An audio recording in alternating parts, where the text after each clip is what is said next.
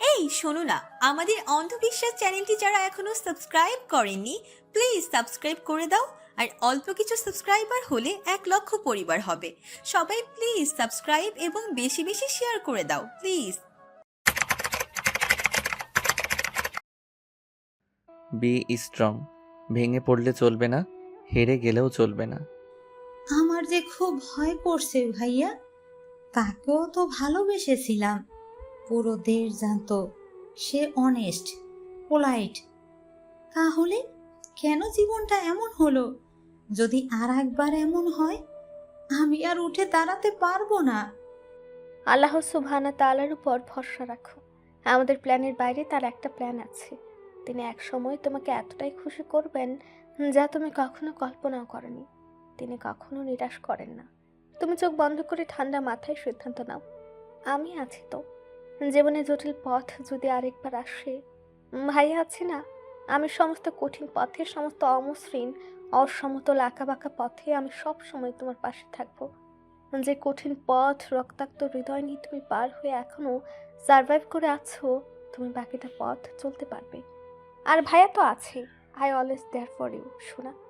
I always there for you. আগুন জ্বলে ওঠা ইভার উত্তপ্ত হৃদয় ধীরে ধীরে পরিণত হয় বরফ সিক্ত জলে। শান্তি, স্বস্তি, ভরসার আশ্রয়স্থলে মাথা ঠেকিয়ে নীরবে নিস্তব্ধ ইভা। ইরফাদের হাত ভরসা আদর স্নেহের বাহন হয়ে এবার ঘন চুল ভর্তি মাথায় ক্ষণে ক্ষণে মৃদু চাপড় দেয়। নিশ্চল নীরব সিনথিয়ার ঘন আঁখি পল্লব ছুঁয়ে ছুঁয়ে পড়ছে নোনাচল। সে ভাই বোনের ভালোবাসার অনুভূতি হৃদয় থেকে অনুভব করছে। তার ভাইও তাকে ভালোবাসে। যতটাই জটিল পথ ধরুক না কেন, রাফসান তাকে আগলে রেখেছে। তবে এই ভাই হিসেবে ভালো মানুষটা স্বামীর দায়িত্ব পালন করতে ব্যর্থ। এক নারীর জীবন নষ্টের একমাত্র কারণ। জীবনটা সহজ হতে পারত, তবে জীবন এক জটিল সমীকরণ। শূন্যে তাকিয়ে সিনথিয়া কল্পনা করে এক নতুন উপাখ্যানের। এক সময়ের ক্রিকেটার থেকে মাফিয়া হয়ে ওঠা রাফসান আজ অনুতপ্ত। আর অনুতপ্তের পর মানুষ যে জিনিস ফিরে পেতে চায় তা চোখের সামনে হারিয়ে ফেলার মতো যন্ত্রণা দ্বিতীয়টি হবে না। ভাই বোনের মধ্যে মায়ের যে অদৃশ্য সুতোর বাঁধন, সে বাঁধনে টান পড়ে সিনথিয়ার চোখের পানি টুপ করে পড়ে। তবে জীবন যেহেতু এই ভার, সিদ্ধান্ত তার।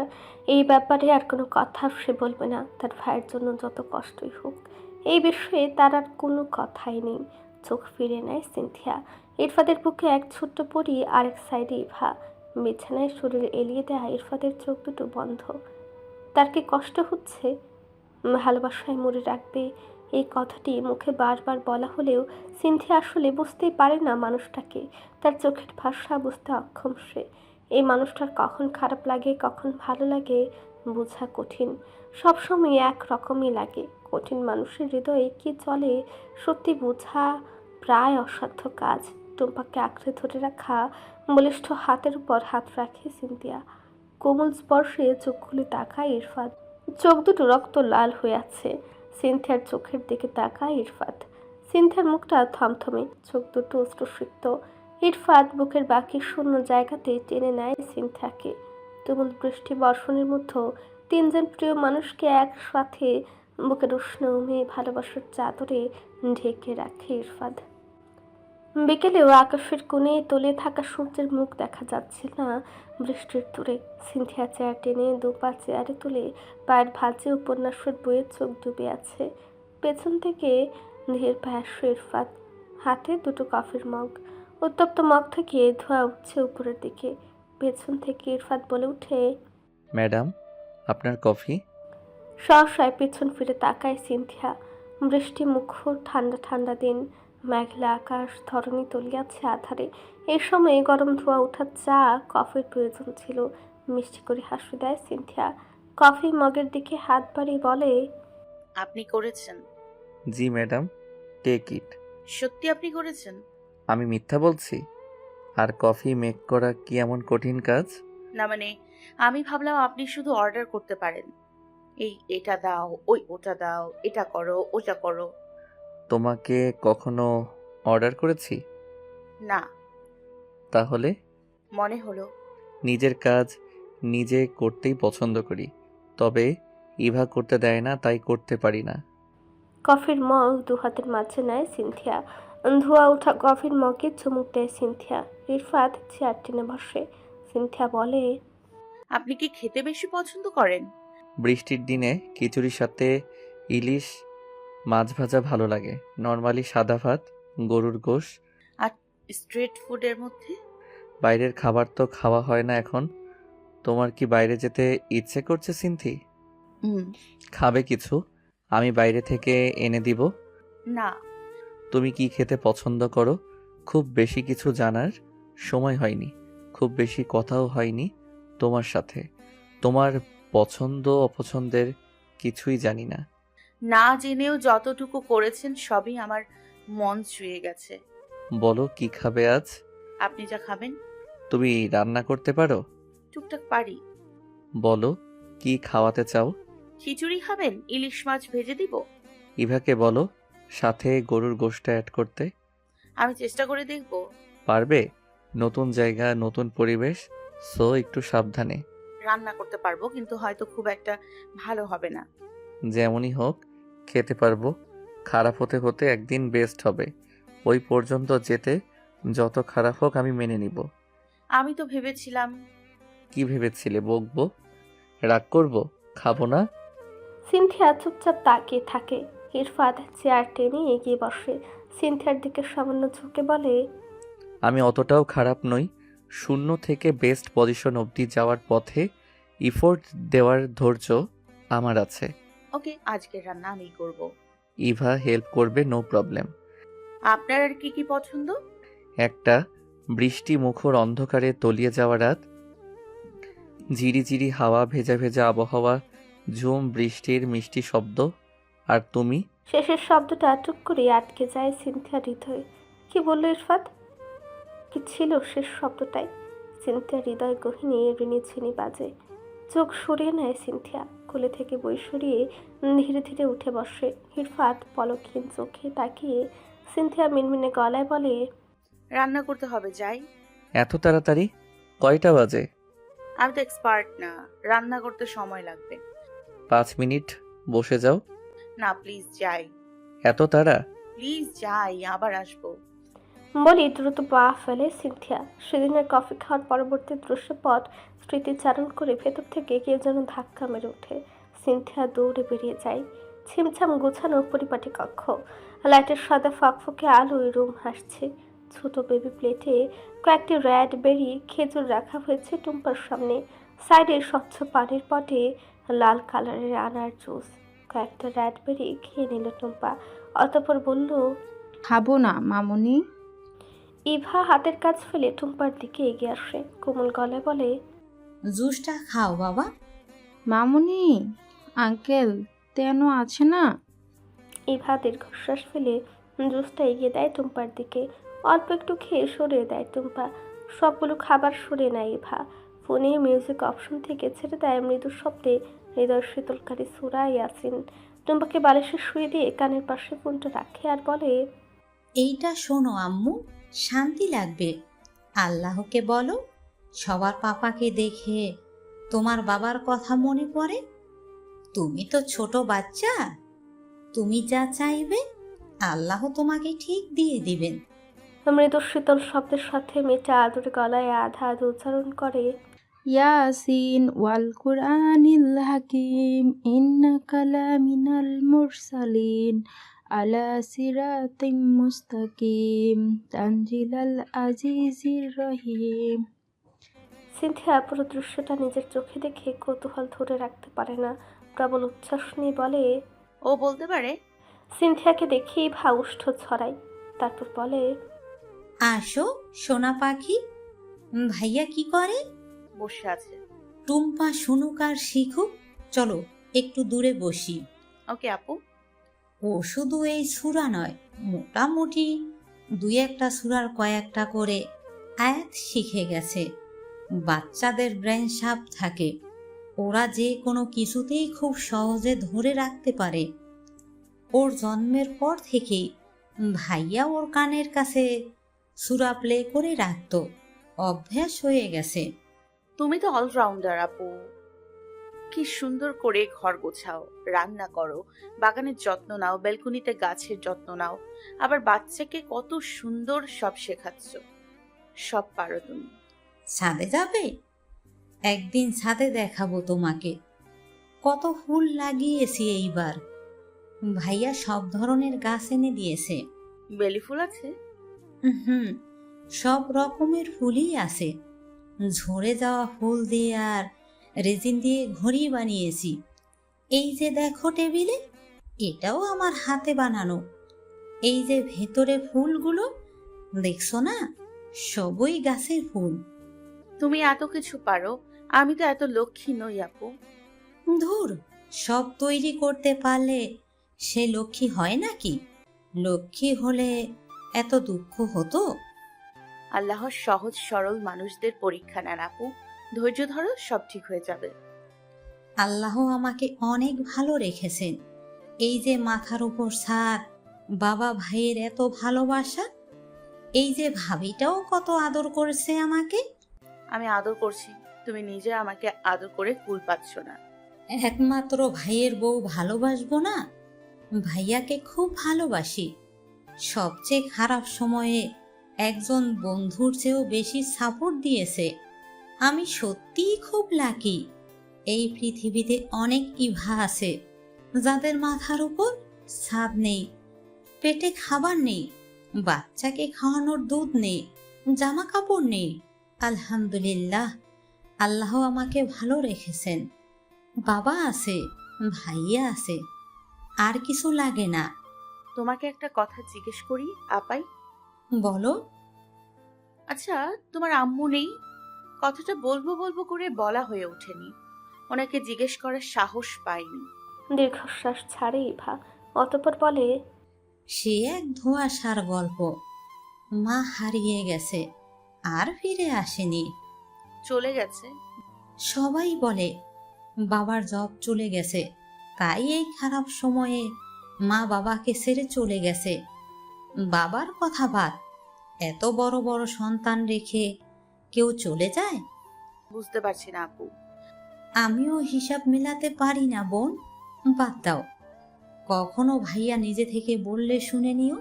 আপু, তোমাকে বলবো মনেই নেই, উনি রাতে খিচুড়ি রান্না করতে বলল। সত্যি? ভাইয়া রাতে ভারী খাবার খায় না, রান্না করলো ভাইয়াকে খাওয়াতে পারি না। নিজে থেকে বলেছে খাবে। কি যে খুশি লাগছে। আমি রান্না করলে তুমি রাগ করবে আপু? তুমি পারবে? কোনো প্রবলেম নেই, আমি সব এগিয়ে দিব। কি কি খেতে চেয়েছে? খিচুড়ি, মাছ ভাজা আর গরুর গোশ। না শুনেই তুমি কি করে বুঝলে? ভাইয়া না আমার? বৃষ্টির দিনে ভাইয়া কি পছন্দ করে আমি তো জানি। তোমাদের আজ ক্যান্ডেল লাইট ডিনারের ব্যবস্থা করব। বৃষ্টির দিন ক্যান্ডেল লাইট ডিনার, উফ, জমে যাবে। তুমি কি করে এত ভাবো? আমি তো কখনো দেখিনি এত ভালো ননদ হয়। ভাইয়া তো আমার। ভাইয়া খুশি থাকলে আমার যে কলিজা ঠান্ডা হয়। তোমাকে ভালোবাসি আর নাই বাসি, ভাইয়াকে তো ভালোবাসি, তাই একটু স্পেশাল মোমেন্টের ব্যবস্থা করে আমার তো শান্তি লাগবেই। শোনো, খাবার রুমে নিয়ে যাবে, সুন্দর করে পরিবেশন করবে। দেন আমি তোমাদের রুমের ইলেকট্রিসিটি অফ করব। তুমি ক্যান্ডেলগুলো জ্বালিয়ে দিও। সিনথিয়া চোখ ফিরিয়ে চোখ নিবদ্ধ করে। ইভা বলে, এখনই এত লজ্জা পেতে হবে না, তুলে রাখো রাতের জন্য। আধুনিকতার ছোঁয়ায় তৈরি করা রান্নাঘরটিতে প্রবেশ করা মাত্রই সিনথিয়ার প্রতিবারই খুব শান্তি অনুভব হয়। ছিমছাম পরিপাটি রান্নাঘর, যার হাতের ছোঁয়ায় ঘরটা এত পরিপাটি, মানুষটা সত্যি বড্ড শৌখিন, মনের দিক দিয়ে কোমল। রান্নাঘরে পা রেখে কিছুক্ষণ চুপচাপ দাঁড়িয়ে থাকে সিনথিয়া। এই বাড়ির বেশিরভাগ জিনিস সাদা রঙের। সাদা রং সত্যি চোখের প্রশান্তি দেয়। রান্নাঘরটা বেশিরভাগ অংশ ইন্টেরিয়র করা সাদাতেই। রান্নাঘরের ক্যাবিনেটগুলো সাদা রঙের, প্রত্যেকটা জিনিস সাজানো গোছানো। ডাবল পাল্লার ফ্রিজটার সামনে দাঁড়ায় ইভা, তারপর মিষ্টি গলায় বলে, আসো আসো, আর সব কিছুতে তোমার ছোঁয়া দরকার। সিনথিয়া ধীর পায়ে ফ্রিজের সামনে দাঁড়ায়। বাম সাইডটা খোলো। সিনথিয়া ইভার কথা মতো কাজ করে। বাম সাইডের প্রতিটা তাক এত সুন্দর করে সাজিয়ে গুছিয়ে জিনিসপত্র রাখা, বোঝাই যাচ্ছে না এটা ফ্রিজ। ইভা ইশারা দেয়। নিচ থেকে পলিতে আটসাট করে পেঁচানো কয়েকটা আস্ত মাছ। বড়টা বের করো। সিনথিয়া ইভার কথা মতো বড় মাছটা বের করে। ইভা বলে, ওইখানে নিয়ে রাখো। মাছ কাটতে পারো? সিনথিয়া মাথা দুপাশে নাড়ায়। ইভা বলে, কোনো ব্যাপার না, ধীরে ধীরে শিখো, তবে কষ্ট হলেও শিখো। আল্লাহ কতদিন রাখবেন তোমাদের সাথে তিনিই জানেন। আমার ভাইটার তো তুমি ছাড়া কেউ নেই। ও খুব চাপা স্বভাবের, অর্ডার করার অভ্যেস নেই। সময় মতো সব না দিলে নিজে নিজেই সব করে। এই যে অফিসের এত প্রেশার, এরপরে এসে আবার নিজের কাজ করে, এটা আমার ভালো লাগে না। সব আমি টাইমলি করে দেই, তুমিও তো কাছে থাকবে, সব বুঝে করো। ওয়াইফ হলো হাজবেন্ডের সবচেয়ে কাছের সঙ্গী, এর চেয়ে কাছের কেউ হয় না। সিনথিয়া ধীর গলায় বলে, সব শিখে নিব আপু। গরুর গোস্ত বের করো তো, ওটা পানিতে ভেজাও। সিনথিয়া লক্ষ্মী মেয়ের মতো ইভার কথা মতো কাজ করে। তারপর সব মশলা, পেঁয়াজ, মরিচ বের করে ইভা। খোসা ছাড়িয়ে পেঁয়াজ ধুয়ে কাটিং বোর্ডের উপর রাখে ইভা। কাটতে পারবে? সিনথিয়া মাথা নাড়ায়। ধারালো ছুরিটা ধরে পেঁয়াজ কুচি করে।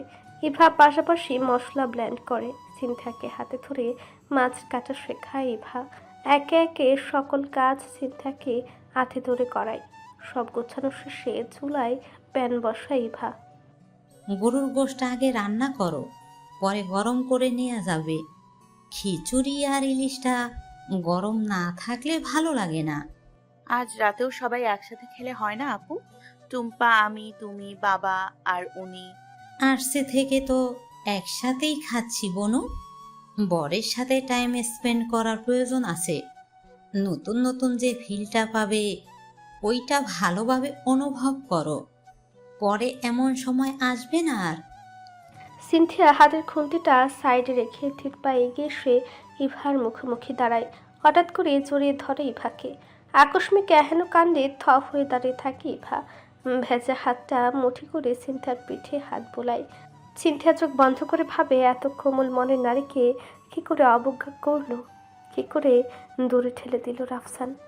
যে মেয়েটা তার বড় ভাইয়ের বউকে এত আপন করতে পারে, সে তার বরকে কতটা আগলে রাখতে চাইতো। এই মানুষটার থেকে সংসার ছিনিয়ে নিয়ে রাফসান মোটেও ঠিক করেনি।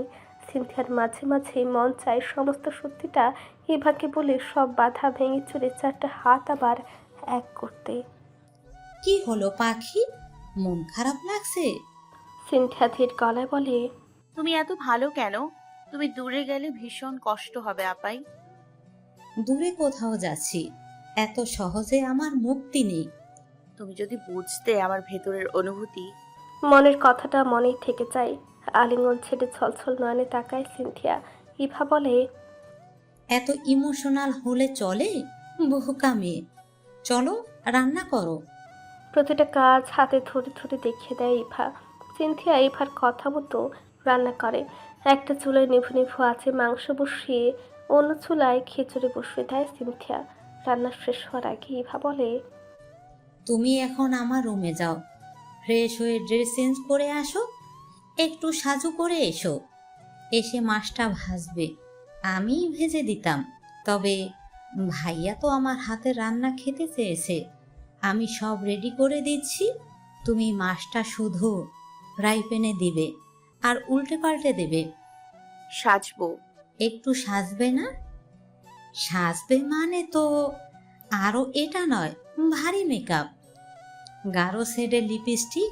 তুমি এমনি স্নিগ্ধ দেখতে, ড্রেসটা পরবে, মুখে ময়শ্চারাইজার আর হালকা করে একটু লিপস্টিক দিও। আমার মনে হয় তোমার চোখ এমনিতেই কাজল কালো, ওই চোখে হোয়াইট কাজলটা খুব মানাবে, একটু দিও। এত কিছু? ভাগ্যিস, তোমার বর অত রংচং পছন্দ করে না, ন্যাচারাল লুকই পছন্দ করে। ওই জন্য তোমার অত সাজগোজের প্রয়োজন নেই। যাই হোক, অনেক কথা হয়েছে, সময় নষ্ট হচ্ছে। যাও, সেজে আসো। আচ্ছা। শোনো শোনো, সাদা ধবধবে একটা ড্রেস অর্ডার করেছিলাম, মানে আমার পছন্দ ছিল। পরে ভাবলাম তোমার জন্যও নেই, দুজন একরকম ড্রেস পরবো। ভাইয়া রুম থেকে ড্রেস আনতে হবে না, সারপ্রাইজ নষ্ট হয়ে যাবে। ড্রেস আমার আলমারিতে আছে, দেখো। ড্রয়ে চুড়িও আছে, সবগুলোই ভাইয়ার আনা। যত বিষণ্ণ মনেই থাক, বাবা আর ভাইয়ার জন্য সব করতে পারি। এত চুড়ি জমেছে, ওইখান থেকে সেগুলো ভাল লাগে, নিও। তুমি বের করে দাও আপু। এই বাসাটা তোমার, আর আমার কোনো প্রাইভেসি নেই। তুমি হাত দিয়ে নিলেই আমার ভালো লাগবে। সিনথিয়া এক পলক তাকায় ইভার দিকে। পৃথিবীতে হৃদয় উজাড় করে যারা ভালোবাসে তারাই ভালোবাসা পায় না। কোমল হৃদয়ের মানুষগুলো শুধুই কষ্টই পায়। মাঝারি আকৃতির একটা টেবিল, কাঁচের স্বচ্ছ ডিশ ও বাসমতি চালের খিচুড়ি, উপরে গাঢ় সবুজ রঙের দুটো মরিচ, গোল চাকা আকৃতির 3 খণ্ড লেবু, ঝাল ঝাল গরুর মাংস ভুনা, গরম মচমচে ধোয়া ওঠা কয়েক পিস ইলিশ ভাজা, লম্বাকৃতির ক্রোকারি যে সুন্দরভাবে সুসজ্জিত, সাথে গোল গোল করে কয়েক পিস বেগুন ভাজা। বন প্লেটে মরিচ, লেবু আর কয়েক পিস শসা দিয়ে সাজিয়ে টেবিলের উপরে মোমবাতির ঝাড়টা বসিয়ে দেয় ইভা। প্রতিটা মোমবাতির চারপাশ জুড়ে স্বচ্ছ কাচের দেয়াল। টেবিলের চাকা ধীর গতিতে চালনা করে ইভা বলল, এভাবে টেনে নিয়ে যেতে পারবে? সাবধানে নিও। সিনথিয়া মাথা নাড়ায়। ইভা বলে, সাদা রংটা মনে হয় তোমার জন্যই স্পেশালি বানানো হয়েছে, আর ওই জন্যই আমার ভাইয়া সাদা রংটা এত পছন্দ করে। খুব মিষ্টি লাগছে আজ। যাও এবার, প্ল্যান মনে আছে তো?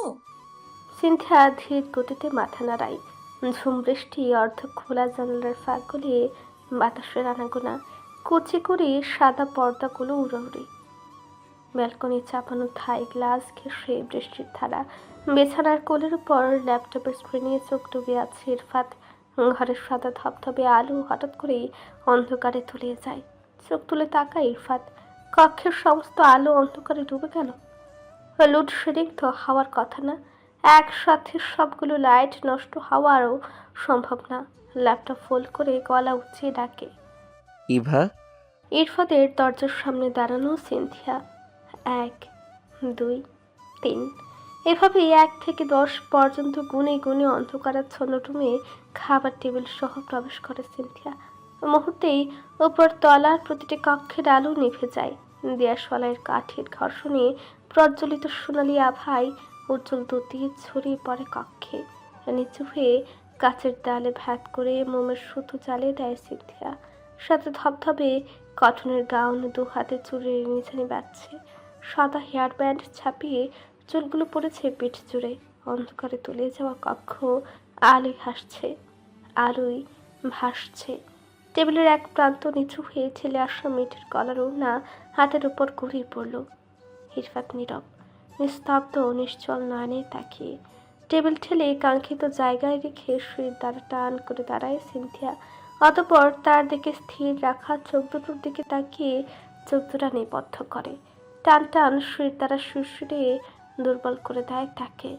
ধীর পায়ে উঠে আসা ইরফাত সিনথিয়ার মুখোমুখি হয়ে শীতল গলায় বলে, সর্বনাশ করেই ছাড়বেন মনে হচ্ছে। কোমল দৃষ্টিতে ইরফাতের দিকে চোখ তুলে তাকায় সিনথিয়া। ধীর গলায় বলে, সব ঠিকঠাক ভাবেই তো করলাম। ইম্যাচিওর বউ, তোমাকে কি করে বোঝাই আমি?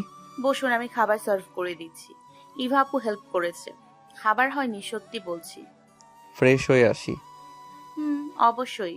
2 প্লেট থেকে একটা প্লেটে খিচুড়ি, লেবু আর 1 পিস ইলিশ দেয় সিনথিয়া। চেয়ার টেনে দেয়, গ্লাসে পানি ঢালে। মৃদু বাতাসে মোমের আলো দোল খায়। সিনথিয়া জানালার গ্লাস টেনে দেয়, পর্দা চাপিয়ে পেছন ফিরে। ইরফাতকে দেখে চেয়ার টেনে দেয় সিনথিয়া, তারপর বলে, বসুন। তুমিও বসো। সিনথিয়া চেয়ার টেনে বসে। ইরফাত ধীর গলায় বলে, তোমার প্লেট নাও। সিনথিয়া নিজের প্লেটে খাবার নেয় আর তলিয়ে তাকায় ইরফাতের দিকে। ঝুরঝুরে দানার খিচুড়িতে লেবু চিপড়ে মুচমুচ ভাজা ইলিশ মাছের অংশ হালকা করে মেখে নিয়ে কোমল করে তুলে মুখে দেয় ইরফাত। সেকেন্ড খানিক সময় চোখ বুজে নিয়ে যে অভিব্যক্তি ইরফাতের মুখে ফুটে ওঠে তাতেই নিজের মুখের রস শক্ত ঢুক গিলে নেয় সিনথিয়া। বেশি কি মজা নাকি লোকটা খাইয়ে এমন করে? ঠিক তখনই চোখ মেলে তাকায় ইরফাত। সিনথিয়ার ঘন আঁখি পল্লবে দৃষ্টি ফেলে বলে, প্রথমবার হিসেবে ভালো হয়েছে। সিনথিয়া অল্প একটু খাবার নিজের মুখে তুলে নেয়, কপাল কুঁচকে তুলে ভাবে মুখের এক্সপ্রেশন দেখে মনে হলো না জানি কত মজা। ইরফাত এক ভ্রু উঁচিয়ে বলে, কি মজা হয়নি? ভালোই হয়েছে। আমার পাশে এসে বসো, আমি খাইয়ে দেই, মজা লাগবে। সিনথিয়া ইরফাতের পাশে বসে প্লেট হাতের উপর নেয় ইরফাত। নিজের হাতে মেখে একে একে 3 পিস মাছ খাওয়ায় ইরফাত। অনেকটা সময় পরে সিনথিয়া মাছের শূন্য ক্রোকারিজ দেখে বলে, মাছ কোথায় গেল? তাই তো, কোথায় গেল? আমি খেয়ে নিয়েছি। বরের হাতে খাবার একটু বেশি মজা মনে হচ্ছে। আপনি কি করে জানলেন? ভালোবাসার ছোঁয়ায় যে কোনো জিনিসই সুন্দর, মিষ্টি। ভালোবাসেন বুঝি? একটা মাত্র বউ, ভালোবাসবো না? এত সহজ স্বীকারোক্তি? ভালোবাসা প্রকাশে লজ্জা পেতে হবে নাকি? তাহলে আগে কেন মুখ ফিরিয়ে থাকতেন? কখন, কোন সময়? যেদিন আমাকে ছেড়ে দেওয়া হলো জেল থেকে, ওই দিন রাস্তায় আমি আপনার দিকে তাকিয়েছিলাম, আপনি একবার ফিরেও দেখলেন না। আমি কি তোমাকে তখন ভালোবাসতাম? জানি না। তাহলে? একটুও বাসতেন না? না। একটুও না? না সিনথি। তাহলে প্যাম্পার কেন করতেন? একটা মেয়ে বিনা কারণে সাফার করছে, সে নির্দোষ আমি জানি, তাই একটু আশ্বাস দিয়েছি যাতে মেয়েটা ভেঙে না পড়ে। সবার ক্ষেত্রেই দিতেন? আমি কি খুব বেশি কিছু দিয়েছিলাম সিনথি? ওইটাই যে আমাকে শক্ত রেখেছে, আমার সাহস জুগিয়েছে। সাহস তো দিতে চেয়েছি, এছাড়া কিছুই না। আমি ভালো না বাসলে আপনি ওই সিনথিয়া নামটুকু ভুলে যেতেন, তাই না? অবশ্যই। নীরব হয়ে যায় সিনথিয়া, মুখটা ভার হয়ে যায়। ইরফাত শীতল গলায় বলে, প্রথমে ভালোবাসিনি তাতে কি, ভালোবাসি তো এখন। সিনথিয়া তলিয়ে তাকায়, ঠোঁটের কোণে ফুটে এক চিলতে হাসি। খাওয়া শেষে মোবাইলের টর্চ জ্বেলে সবকিছু রান্নাঘরে পরিষ্কার করে রাখে সিনথিয়া। রুমে প্রবেশ করে একজনের রূপে বিমোহিত হয়ে নীরব নিস্তব্ধ হয়ে দাঁড়িয়ে থাকে সিনথিয়া। অতঃপর এক সুদর্শন বলিষ্ঠ পুরুষের দিকে চোখ স্থির হয়ে যায় সিনথিয়ার। হৃদয় পরিণত হতে থাকে ধীরে ধীরে বরফখণ্ডে। 1 মিনিটে পুরো লুক চেঞ্জ। পরনে কালো রঙের হাফ স্লিভ টি শার্ট, কালো প্যান্ট, উন্মুক্ত বুকে চাপা দেয়া টি শার্টের বোতামগুলো খোলা, মুখে পানির ঝাপটাতে অবশিষ্ট পানি ছুঁয়ে পড়ছে টি শার্ট জড়ানো বুকে। আলতো করে ভেজানো চুলে আঙ্গুলি চালাতে সিনথিয়ার বুকে এক প্রকার ঝড় বয়ে যায়। শির দ্বারা জুড়ে অনুভূতিরা আন্দোলিত হয়, শিরশিরে উঠে পায়ের তোলা। এই সুদর্শন বলিষ্ঠ পুরুষের বুকে একবার আশ্রয় না পড়লে যে হৃদয়ের ঝড় থামবে না। এই অনুভূতি কি সে বুঝতে পারে? কি দরকার ছিল এই নিঝুম ঝড় বৃষ্টির রাতে নিজেকে এভাবে প্রেজেন্ট করার? এমনিতে সে কি কম সুন্দর? সব পাগল করার ধান্দা। চোখ ফিরে নেয় সিনথিয়া। ফিরে নেয়া চোখ পানে তাকিয়ে ইরফাত বলে, টাওয়েল কোথায় রাখলে? আমারটা? ওইটাই আমার টাওয়েল। বৃষ্টি তো, তাই বাইরে ছড়িয়ে দিয়েছি। এনে দিব? না থাক। কক্ষের মাঝখানে দাঁড়িয়ে আছে সিনথিয়া। ইরফাত নিজের পুরনো গিটারটা বের করে। সিনথিয়া চোখ বসে ইরফাতের কার্যকলাপ দেখতে থাকে। অতঃপর কক্ষের মধ্য থেকে ছু মেরে সিনথিয়াকে তুলে নেয় ইরফাত। জানালার থাই গ্লাস লাগানো অংশটার সামনে লম্বা করে বসার জায়গা, সেখানে তুলে বসায় সিনথিয়াকে। পা ভাঁজ করে দেয়ালে শরীর এলিয়ে বসে সিনথিয়া। হাতের সাইডের থাই গ্লাস চুইয়ে অঝোর ধারায় ঝরছে ঠান্ডা জল। রকিং চেয়ারে বসে ইরফাত, আঙ্গুলের ছোঁয়ায় সুর তুলে গিটারে। এক সুখকর অনুভূতিতে ভেসে যায় সিনথিয়া। নিশ্চুপ নীরবে কান পেতে শুনে সেই হৃদয়স্পর্শী সুর। পজ দেয় ইরফাত, অতঃপর বলে, গান গাইতে পারো? সিনথিয়া মাথা দুদিকে নাড়ায়, তারপর বলে, আপনার গলায় গান ভালো ওঠে, একদম ডুবে যাওয়ার মতো। তাহলে ওই রাতে তুমি ঘুমাওনি তাই তো? নিজের কথার জালে ফেসে গিয়ে চোখের পলক ফেলা ভুলে যায় সিনথিয়া। কথা ঘুরে বলে, আজকে গান শোনাবেন? আমার কথার অ্যান্সার পাইনি? Drama queen. আমি কখন ড্রামা করলাম? তুমি গাড়িতে থাকাকালীন একবারই গান গেয়েছি, তখন তোমার ঘুমিয়ে যাওয়ার কথা। আমার আপনার সাথে ঘুরতে ভালো লাগতো, বললে কি আমাকে নিয়ে ঘুরতেন? ঠান্ডা মাথার খিলাড়ি, না হলে কি আর ঘুমের ভান ধরে আমার বুকের মধ্যে জায়গা নাও? আমি ইচ্ছে করে করেছি নাকি? হুম, তাই তো। আচ্ছা, আপনাদের পুলিশ টিম কি এখনো ধরতে পারেনি জিসান ভাইয়ার পিঠে 6টা কামড় কিসে দিল? আমার কেন যেন মনে হয় কেউ রিভেঞ্জ নিতে চেয়েছে। না হলে আমার পিঠে 6টা কামড়ের পরিবর্তে তার পিঠে কেন 6টা আঁচড় লাগলো? কষ্ট লাগে নাকি? মোটেও না। আমি জানলে আরো কয়েকটা দিতে বলতাম। দিয়ে আসবো আজ। আপনি? শ্শ্, কান শোনো। চোখ বন্ধ করে গিটারে সুর তোলে ইরফাত, তারপর চোখ বন্ধ রেখেই গায়। আমারও পরানো যাহা চায়, তুমি তাই, তুমি তাই গো। আমারও পরানো যাহা চায়, তোমা ছাড়া রে জগতে মোর কেহ নাই, কিছু নাই গো। আমারও পরানো যাহা চায়, তুমি সুখ যদি নাহি পাও, যাও সুখের সন্ধানে যাও। আমি তোমারে পেয়েছি হৃদয় মাঝে, আরো কিছু নাহি চাই গো। আমারও পরানো যাহা চাই। শেষের লাইনটুকু শুনে পা নামিয়ে দেয় সিনথিয়া। ধীর পায়ে এসে বসে ইরফাদের কোলের উপর, গিটারটা সরিয়ে নিজে জায়গা করে নেয় বলিষ্ঠ বুকে। অতঃপর ধীর শীতল গলায় বলে, আপনার সকল দুঃখ আমার, আপনারই সুখেই আমার সুখ। বলিষ্ঠ হাতের টানে বুকের তপ্ত মেয়ে সিনথিয়াকে টেনে নেয় ইরফাত। অতঃপর শীতল গলায় বলে, কোনো মিন করে গাইনি, ভালো লেগেছে তাই গেয়েছি। অন্য গান শোনান। রকিং চেয়ারে শরীরে এলিয়ে দেয় ইরফাত। বুকের মধ্যে এক টুকরো ভালোবাসাকে বুকের রুমের চাদরে ঢেকে দুল দেয় ইরফাত।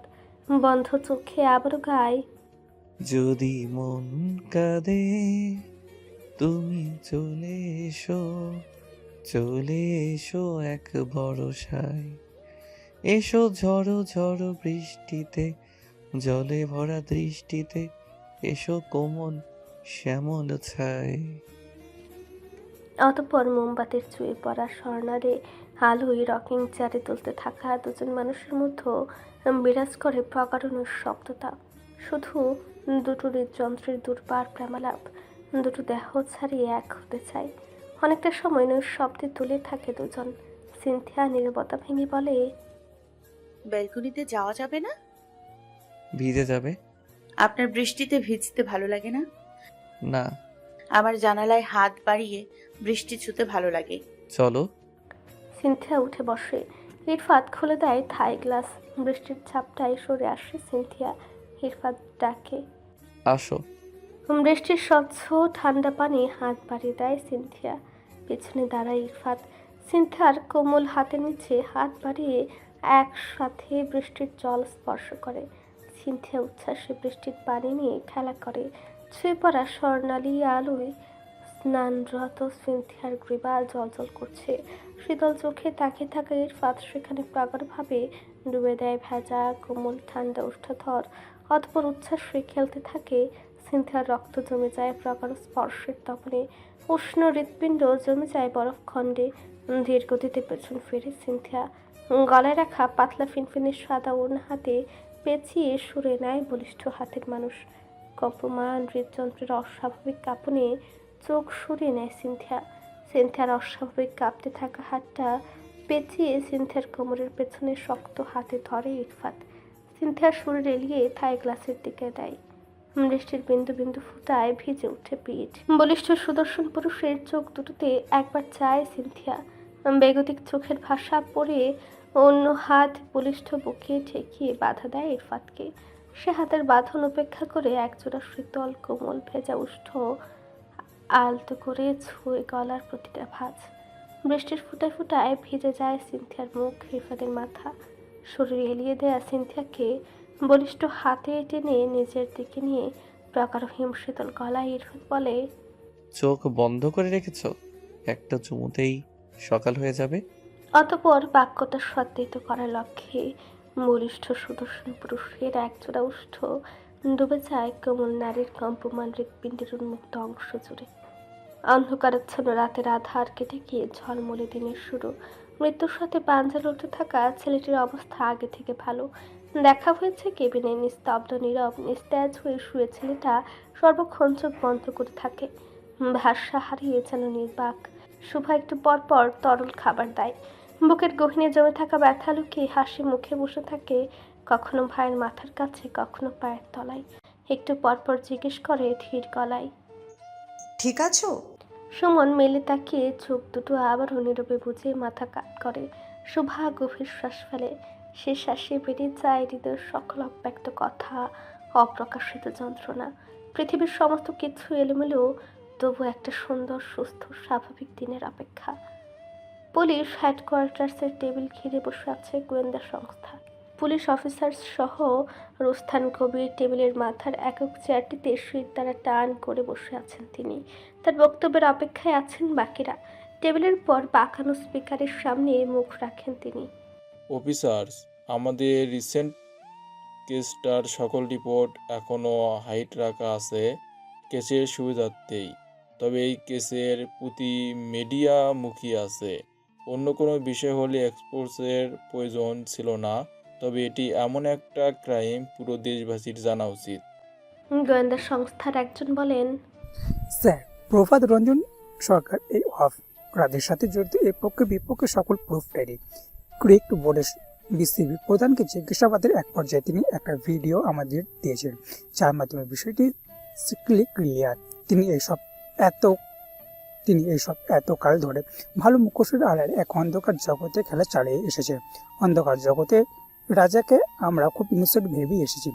রিসেন্ট তার বেতন ভাতার বাইরে যে বিপুল অর্থ তার ব্যাংকে ট্রান্সফার হয়েছে তার কোনো লিগাল হিসাব তিনি দিতে পারেননি। এমনকি বিদেশেও তার ছেলের অ্যাকাউন্টে বিপুল অর্থ জমা আছে, এমনকি তার ছেলের ওয়াইফ নাতিনের অ্যাকাউন্টে বিপুল অর্থ জমা আছে, সেগুলোর লিগাল কোনো তথ্য পাওয়া যায়নি। কিছুক্ষণ পজ দেন রুস্থান কবির। অতঃপর স্পিকারে বাজে তার ঠান্ডা মস্তিষ্কের গলা। প্রায় অনেক বছর আগের ঘটনা। সেখানে বিষয়টা ছিল এই জুয়াকে ঘিরেই। তখন এই বিষয়টা ছিল শুধুই ভূমিভিত্তিক। ওই সময়ে সর্বপ্রথম রমরমা ক্যাসিনো ব্যবসা করতেন সম্রাট শাহজাহান। তার সাথে ছিলেন এই দেশের ক্ষমতাধারী মন্ত্রীসহ ডিফেন্সের লোক। এসব করতে কশত যুবককে গুম খুন করা হয়েছে তার হদিস নেই। শাহজাহান ছিলেন ওপর দিক থেকে মানবতার ফিরিওয়ালা, তবে তার এই উজ্জ্বল মুখের আড়ালে অন্ধকার কালো অধ্যায় টেনে বের করেন কর্নেল রিদওয়ান রহমান। বিদেশে মিশন চলাকালীন তিনি এই বিষয়টা প্রথম আঁচ করেন। ওখান থেকে তদন্ত শুরু। এক পর্যায়ে সকল তথ্য কালেক্ট করে সম্রাট শাহজাহানকে থানায় আনা হয়। সকল তথ্যের ভিত্তিতে তার জেল হয়। তিনি জেলে থাকেন দীর্ঘ সময়। সম্রাট শাহজাহান প্রথমে কিছু করতে না পারলেও কয়েক বছর পর সেনাবাহিনীর সেনাপ্রধানের মাধ্যমে মিথ্যা কেসে ফাঁসিয়ে দেওয়া হয় কর্নেল রিদওয়ানুর রহমানকে। ভালো খারাপ সবখানেই বিরাজমান। ওই সকল ঊর্ধ্বতন কর্মকর্তাদের পদমর্যাদা ও নাম প্রকাশ করতে চাচ্ছি না, তবে তারা ছিলেন সম্রাট শাহজাহানের অন্যতম হাতিয়ার। যখন চাকরিচ্যুত করা হয় কর্নেল রিদওয়ান রহমানের, এরপরে ধীরে ধীরে শুরু হয় নতুন করে খেলা। প্রথম দিকে কঠোরভাবে সম্রাট শাহজাহান দেখা হলে পরবর্তী সময়ে সে জেলে থাকলেও তার হয়ে কলকাঠি নাড়তে শুরু করেন অনেক ক্ষমতাধর ব্যক্তিগণ। ওই সময়ে ক্ষমতার দাপটে নতুন করে প্রুফ দিয়ে নিজের উপরের কালো দাগ মুছে দীর্ঘ বছর ছাড়া পান সম্রাট শাহজাহান। তিনি জেলের বাইরে মানেই কালো উপাখ্যানের নতুন সূচনা। তিনি নতুন করে যে জাল পাতার উদ্যোগ নেন তা দেশ আর জাতির জন্য হুমকির স্বরূপ হতো। সঠিক সময়ে প্রমাণের অভাবে তিনি বারবার আইনের হাতের নাগালের বাইরে থাকেন। ওই সময়ে আইন বিভাগের কয়েকটি সংস্থার বিশ্বস্ত কিছু অফিসার মিলে গোপনে প্ল্যান তৈরি করেন। এবং সম্রাট শাহজাহান সহ তার সাথে ক্ষমতাধারী কয়েকজন গুপ্ত কোঠায় বন্দি করা হয়। প্ল্যান ছিল যতক্ষণ না সকল তথ্য সকল ডিটেলস দিবে, যতক্ষণ তারা বন্দি থাকবে। একান্ত তাদের সাথে না পেরে উঠলে তাদের আজীবন অন্ধকার কক্ষে বন্দি রাখা হবে। এছাড়া উপায়ও ছিল না। আর হাতে লেখা অশুভ উপাখ্যান দেশের তরুণ সমাজকে ধ্বংস করে দিচ্ছিল। যে কোনোভাবে তাকে রুখতেই হতো। তাই সম্রাট শাহজাহান সহ তার সকল ডান হাত বাম হাতকে বন্দি করা হয়। কিন্তু সেখানেও ঘটে দুর্ঘটনা। ওই সময়ে দুজন বিশ্বস্ত প্রহরী বিশ্বাসঘাতকতা করেন। তাদের সাহায্যে পালিয়ে যায় সম্রাট শাহজাহান সহ তার দল। ওই সময় সব কিছু হাতের নাগালের বাইরে চলে গিয়েছিল। সম্রাট শাহজাহান মুক্ত অবস্থায় ঘুরে বেড়ানোর মানেই পুরো দেশের উন্নয়ন, দেশের তরুণ সমাজ ধ্বংসের মুখে পড়ে যাবে। যে মরণ খেলার ফাঁদ তিনি লোকচক্ষুর আড়ালে খেলে গেছেন, এতগুলো বছর জেলে থেকেও তার কোনো অনুতপ্ততা নেই। ডিফেন্সের কোনো তথ্য বাইরে জানানো হয় না। ওই সময় স্বেচ্ছায় রিজাইন দেওয়া কর্নেল রিদওয়ানুর রহমানের সাথে যে অফিসার হয় তা শুধু কিছু সংখ্যক আইনের লোকই জানেন। একজন সৎ কর্নেলকে ধুলোয় মিশিয়ে সম্রাট শাহজাহান অশুভ উপাখ্যানে নতুন যাত্রা শুরু করতে চেয়েছিলেন। যেদিন রাতে তারা পালিয়ে যান, ইরফাত তখন ডিপার্টমেন্টে নতুন। চেকপোস্টের চেকিংয়ের মাধ্যমে জানা যায় সম্রাট শাহজাহান সহ বাকিরা চট্টগ্রামের পার্বত্য অঞ্চলের রাস্তা ধরেছে। লাকিলি ওই দিন ইরফাত চট্টগ্রামে ছিলেন। ওইখানের সকল ফোর্স অ্যালার্ট হয়ে যায়। ওইখানেও ক্ষমতার অপব্যবহার পর পেয়ে যান সম্রাট শাহজাহান সহ তার দলবল। আট দ্য মিড টাইম সম্রাট শাহজাহানের গাড়ি যখন পাহাড়ি রাস্তায়, ইরফাত সম্রাট শাহজাহানের গাড়ির পিছু নেন। পুলিশ সদস্যর বেশিরভাগ অংশ শাহজাহানের পক্ষে থাকা ইরফাত ফাঁদে পড়ে যায়। তার মাথায় রিভলভার ঠেকিয়ে সম্রাট শাহজাহান ইরফাতকে তার ওই জিপে তুলে নেয়। ইরফাতের মাথায় ঠেকানো রিভলভার ডাপো দিয়ে সম্রাট শাহজাহানের ডিরেকশন অনুযায়ী গাড়ি চালায় ইরফাত। পিছনে সম্রাট শাহজাহানের সহকর্মীদের গাড়িটাও সমান তালে চলে। ওই সময় তাদের প্ল্যান ছিল রাতের আধারে মালবাহী জাহাজে করে দেশের বাইরে পাড়ি জমাবেন। এরপর ওই গাড়িতে এক প্রকার যুদ্ধ লেগে যায় ইরফাত আর সম্রাট শাহজাহানের। এক হাতে স্টিয়ারিং আর অপর হাতে কৌশলে ছিনিয়ে নেয় রিভলভার। হাতাহাতির এক পর্যায়ে গাড়ির ব্যাগতিক টানে পান বাঁচাতে ইরফাতের হাতে রিভলভারের বুলেট অশুভ উপাখ্যানের মূল মাথাকে চিরতরে বিদায় দেওয়া হয়। সম্রাট শাহজাহানের নিথর দেহ পড়ে থাকে জিপের সিটে। পিছনের গাড়িটা দ্রুত ঘুরতে ছোটে। বাকিদের ধরার কোনো পিছু নেই ইরফাত। তবে বুলেট বর্ষণে এগিয়ে যাওয়ার উপায় থাকে না। অশুভ কালো জগতের অস্তিত্বকে বিলীন করতে পিছন থেকে গাড়িটার টায়ার বারবার বুলেট ছড়ে ইরফাত। পাহাড়ি রাস্তায় এলোমেলো গুলিতে ছোটে গাড়ি। ইরফাদের গাড়ির তীব্র ধাক্কায় তাল সামলাতে না পেরে অশুভ আত্মাগুলো গাড়িসহ পড়ে যায় খাদে। এভাবেই নিশ্চিহ্ন করে দেওয়া হয় সে সময়ের অন্ধকার জগতের রাজাকে। তবে সেই দিনও শেষ হয়নি কালো জগতের সকল অশুভ শয়তান। সে শয়তান আইন রক্ষাকারী সম্মানিত পদমর্যাদায় সম্পূর্ণ ব্যক্তির মুখোশের আড়ালে এখনও বিদ্যমান। তিনি এভাবে ঠান্ডা মাথায় অন্ধকার জগতে খেলা চালিয়ে গেছেন তা বোঝার কোনো উপায় ছিল না। হোয়াটএভার, এই মুখোশধারীর মুখোশ টেনে খুলতে পেরেছেন আপনারা সত্যি প্রশংসার দাবিদার। তবে Irfat, I really pleased for you.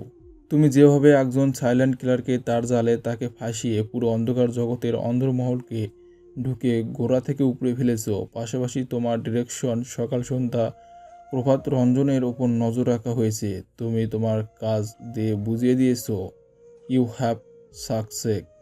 অনেকটা সময় পর ইরফাত ধীর শান্ত গলায় বলে, স্যার আরেকটা কনফিউশন আছে। সম্রাট শাহজাহানের একটা ছেলে আছে, রাফসান। তিনিও এই কেসের সাথেই যুক্ত। তিনি বিদেশে বড় হয়েছেন এবং পরবর্তীতে বাংলাদেশে ফিরেছিলেন। তিনি একসময় খুব জনপ্রিয় ক্রিকেটার ছিলেন। পার্সোনালি তার আমার উপর ভীষণ রাগ। কোনোভাবেই তিনি আমাকে টলারেট করতে পারেন না। তার ভাষ্যমতে বড় হওয়ার পর তার বাবার সাথে কখনোই কথা হয়নি। তবে তার কাছে একটা চিঠি আছে। সেই চিঠির ভিত্তিতে আমার উপর তার ভীষণ ক্ষোভ, এমনকি আমার ফ্যামিলির উপরেও। চিঠিটা তার বাবার হাতের লেখা। তিনি শিওর করেছেন তাতে লেখা সম্রাট শাহজাহানকে কেউ বন্দি করে রেখেছেন। আমার বাবা সহ আমার দিকে আঙ্গুল উঠানো আছে। এর পেছনে আমরা আছি। দেখো, আমি যতটুকু বলতে পারি, জেল থেকে বের হওয়ার পর ছেলের সাথে সাক্ষাৎ করার সময় তিনি পাননি। তার মাথায় চিন্তাই ছিল তিনি দেশ ছাড়বেন। তাহলে এই চিঠি? আমার ডাউট হচ্ছে কেউ রাফসানকে গুটি হিসেবে ব্যবহার করছে, আর তিনি সব জানেন। ওই সকল অন্ধকার জগতের খেলা চালাতে বিশ্বস্ত মানুষ প্রয়োজন। কেউ একজন রাফসানকে হাতে ধরে ভুল পথে ম্যানিপুলেট করছে, এটা শিওর। বাবার প্রতি প্রতিটা সন্তানের দুর্বলতা থাকে, এই দুর্বলতাকে কাজে লাগিয়ে রাফসানকে হাতে রেখেছেন কেউ, ইচ্ছা মতো খেলছে তাকে দিয়ে। তাহলে প্রভাত রঞ্জন আমার চোখের আড়ালে আমার সাথেই খেলা খেলে গেছে।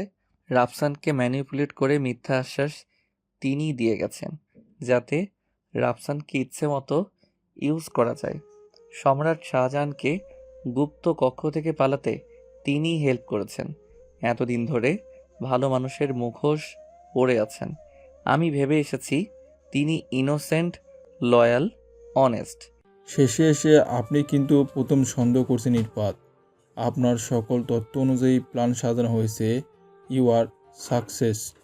স্যার, আমি কি আরেকবার জিজ্ঞাসাবাদ করতে পারি? অফকোর্স, তবে এইবার কোনো বুলেট ব্যবহার করবেন না। ওনার আগের ক্ষত এখনও ঠিক হয়নি। ক্ষত ঠিক হয়নি, তবে তার অনুপস্থিতিতে আমার উপর ঠিকই অ্যাটাক হচ্ছে। অন্ধকার জগতের কিং বলে কথা, ছোটোখাটো মাথা তিনি পালেন না নিশ্চয়। খাঁচায় বন্দি করার আভাস আগেই হালকা পেয়েছিলেন, এজন্য আগের মতো পরিকল্পনা সাজিয়ে রেখেছেন। ইনভেস্টিগেশন করে কত দূর ছুঁতে পেরেছেন? লিডার সহ মোটামুটি সবাই আটক। আমি দেখতে চাই। আর মাফিয়াদের লিডার সহ কয়েকজনকে আমার আন্ডারে দেয়া হোক। আমার কলিজায় হাত দিয়েছে, ওদের কলিজা এক এক করে আমি টেনে ছিঁড়ে নিব। কুল কুল ইরফাত, কুল। অন্ধকারে ডুবে থাকা রুমে হলদেটে আলো জ্বেলে চেয়ার টেনে বসে ইরফাত। সামনের চেয়ারে বসে আছে প্রভাত রঞ্জন সরকার। ইরফাত পায়ের উপর পা তুলে শুয়ে দ্বারা টান টান করে বসে। মারতে চেয়েছিলি, পারলি না। ইস, আফসোস। আমাদের সবার প্ল্যানের বাইরে উপরওয়ালার একটা প্ল্যান আছে। তোর ডান হাত বাম হাত সহ সবাইকে আটক করা হয়েছে। তোর খেলা শেষ। হু হু করে হেসে ওঠেন প্রভাত রঞ্জন সরকার।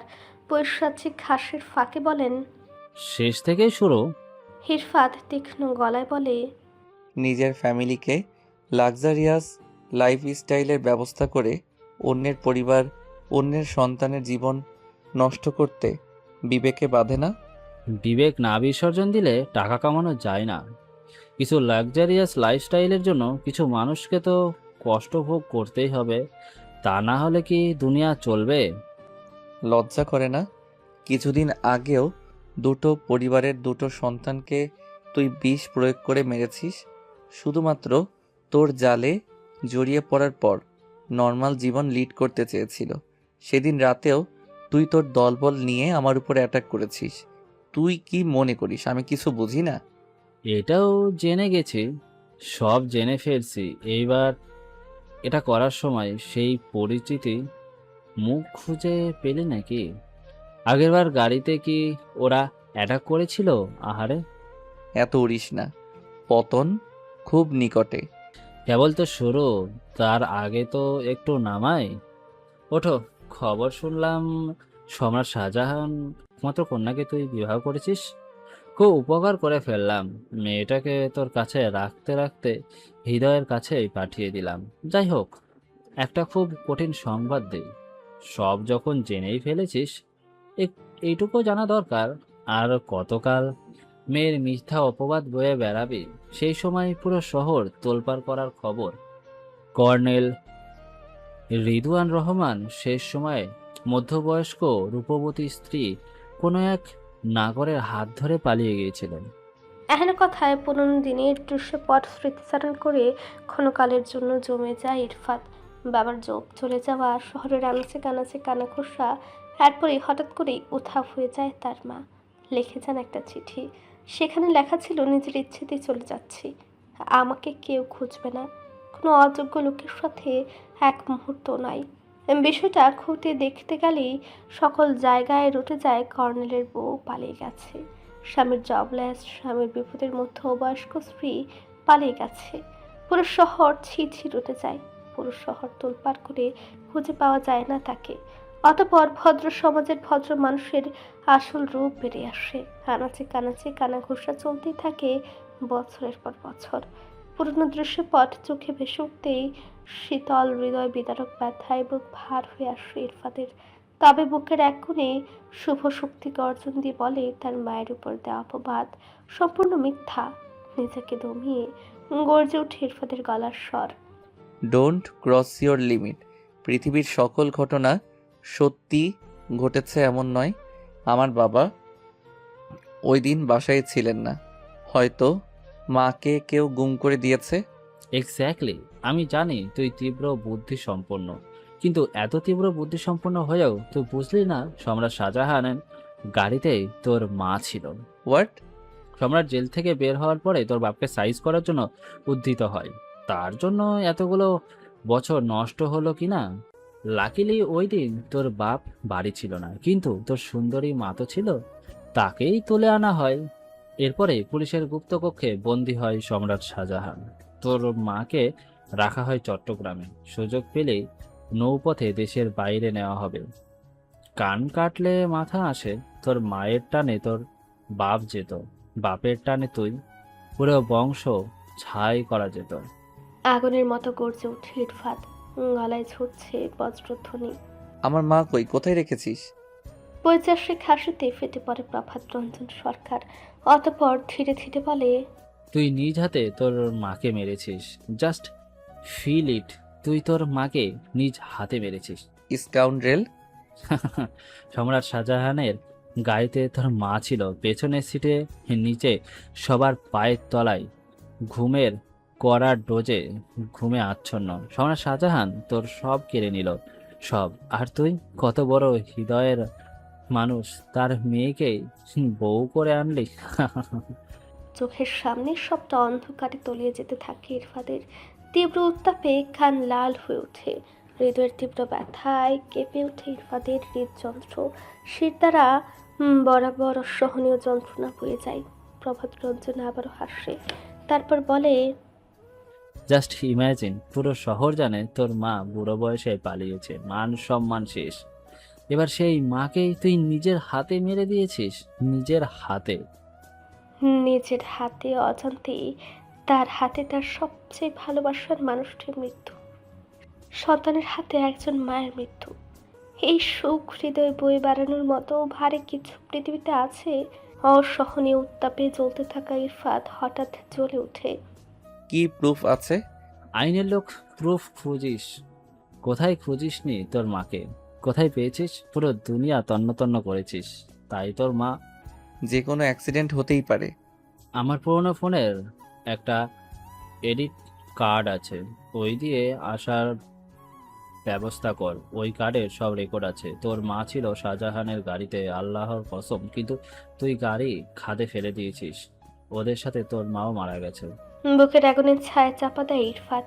বুক পুড়ে ওঠা অসহনীয় ব্যথাকে উপেক্ষা করে ক্রুদ্ধ গলায় বলে, সম্রাট শাহজাহানের কল রেকর্ড রেখে দিয়েছিস?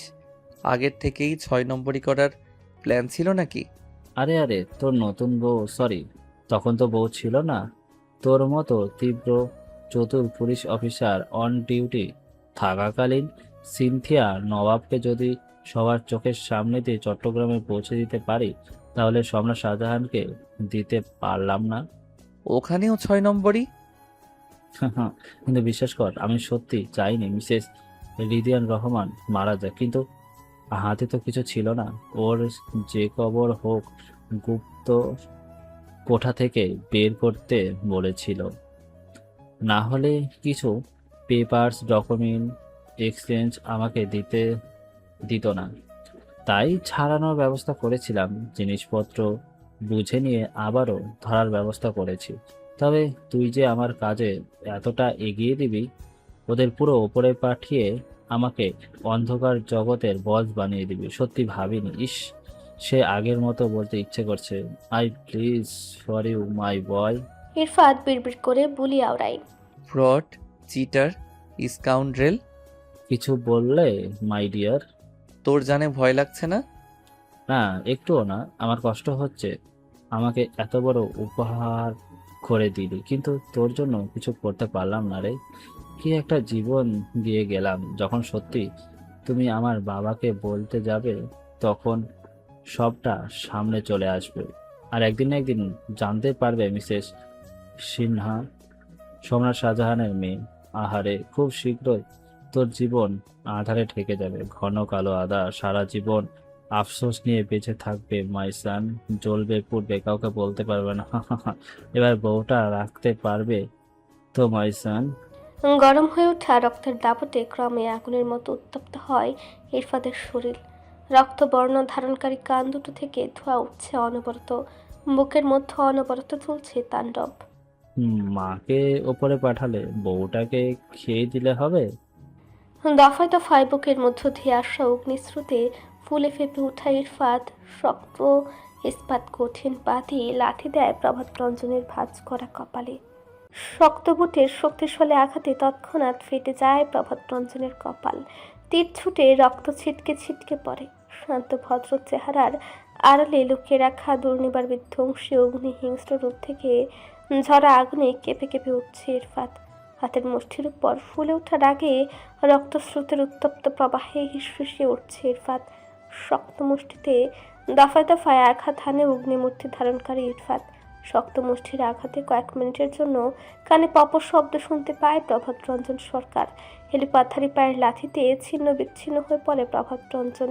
পায়ের বুটের শক্ত লাথিতে কালসুটে পড়ে যায় মুখ ও হাত গলায়। রাগের উত্তাপে নিয়ন্ত্রণ হারিয়ে ইস্পাত শক্ত পা প্রভাত রঞ্জনের গলায় চেপে ধরে ইরফাত। অতঃপর ইরফাতের বেগতিক অবস্থা পর্যবেক্ষণ করে লোহার শালের দরজা খুলে দ্রুত গতিতে ভেতরে প্রবেশ করে জাবির। নিয়ন্ত্রণহীন রাগে ফুঁসতে থাকা ইরফাতের ভারী ইস্পাত শক্ত পা দুহাতে ছাড়াতে হাঁসফাঁস করছে প্রভাত রঞ্জন। তবে প্রলয় এখন মহাপ্রলয়ের রূপ নিয়ে অবিচল পায়ে পিষছে প্রভাত রঞ্জনের গলা। সমস্ত শরীরে রাগ ঢেলে দিচ্ছে ক্রমে। জাবির দ্রুত গতিতে সমস্ত শক্তি দিয়ে ঠেলে সরাতে চায় ইরফাতকে। তবে হৃদয়ের পরতে পরতে চলতে থাকা যন্ত্রণার উত্তাপে মহাপ্রলয় ধারণকারীকে ইরফাতকে নড়ানো যাচ্ছে না কোনোভাবেই। প্রভাত রঞ্জনের হাঁসফাঁস গলা উঠে গেছে মৃত্যু লীলা খেলা। জাবির অনুরোধ মিশ্রিত গলায় বলে, স্যার মরে যাবে, ছেড়ে দিন স্যার। নিজের কাজে নিশ্চল অবিচল দৃঢ় থাকা মানুষটি এখন জ্বলন্ত অগ্নি, তাকে রুখবার ক্ষমতার কারণেই। জাবির একবার পা ধরে একবার পাঁজরে হাত রেখে বিনয়ের সাথে ইরফাতকে পেছনের দিকে ঠেলে। ইরফাতের পায়ের তলায় চাপ বাড়ে, খুক খুক করে কেসে ওঠে প্রভাত রঞ্জন সরকার।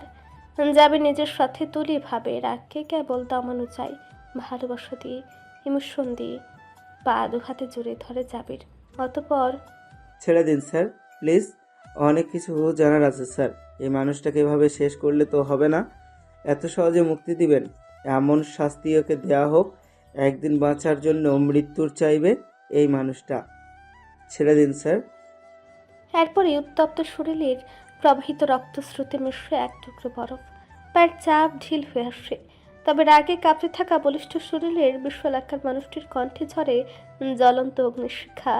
মেঘের গর্জনের চেয়েও ভয়ালো কণ্ঠ তার। স্কাউন্ড্রেল সব ধ্বংস করে ফেলেছে, কয়েকটা পরিবারকে শেষ করে ফেলেছে ও। আই নো স্যার, প্লিজ শান্ত হন প্লিজ। আমাদের দেশে ভালো ক্রিকেট খেলে এমন অনেক প্লেয়ার আছে যারা দেশের সুনাম ধরে রাখে।